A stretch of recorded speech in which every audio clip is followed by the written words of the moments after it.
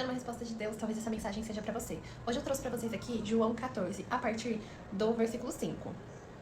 Onde diz assim: não sabemos para onde o Senhor vai, disse Tomé. Como podemos conhecer o caminho? Jesus disse: eu sou o caminho, a verdade e a vida. Ninguém pode vir ao Pai senão por mim. Se vocês realmente me conhecem, saberiam quem é o Pai. Mas de agora em diante vão conhecer e ver o Pai. Felipe disse: Senhor, mostra-nos o Pai e ficaremos satisfeitos.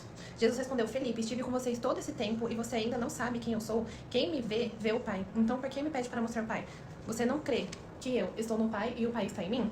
As palavras que eu digo não são minhas, mas de meu Pai, que permanece em mim e realiza suas obras por intermédio. Apenas creiam que eu estou no Pai e que o Pai está em mim. Ou creiam pelo menos por causa das obras que vocês me viram realizar. Eu lhes digo a verdade: quem crê em mim fará as mesmas obras que tenho realizado, e até maiores, pois eu vou para o Pai. Vocês podem pedir qualquer coisa em meu nome e eu farei, para que o Filho glorifique o Pai. Sim, peçam qualquer coisa em meu nome e eu farei. Gente, ele diz que ele é o caminho, a verdade e a vida. Aqui ele leva pra época que Jesus realmente estava aqui em terra. Muitos dos seus discípulos, principalmente que ele estava falando aqui com eles, viram as obras que ele fazia. Falavam: olha, se você olhar pra mim, você vai olhar pro Pai. E ele diz aqui, né: eu estive com vocês todo esse tempo e vocês ainda não sabem quem eu sou. E isso me veio um contexto muito na época que a gente vive atualmente.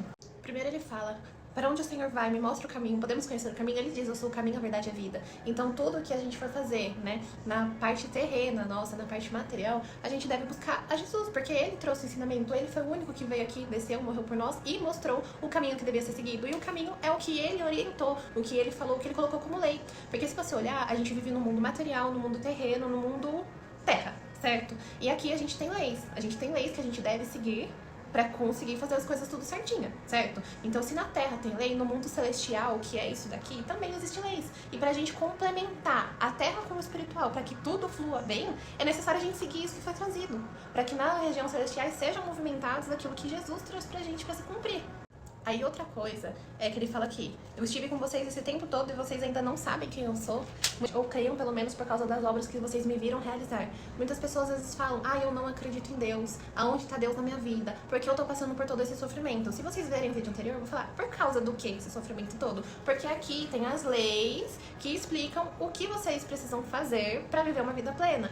E daí o que acontece? A gente não segue isso daqui, a gente vive uma vida toda errada e quer que os céus se mova pra gente ter uma vida plena. E realmente não vai acontecer assim, porque é regido por leis que a gente precisa seguir para que a gente tenha o resultado. Já ouviu aquela ação e reação? A gente precisa ter uma ação boa para ter uma reação boa. A gente precisa plantar o bem pra gente colher o bem.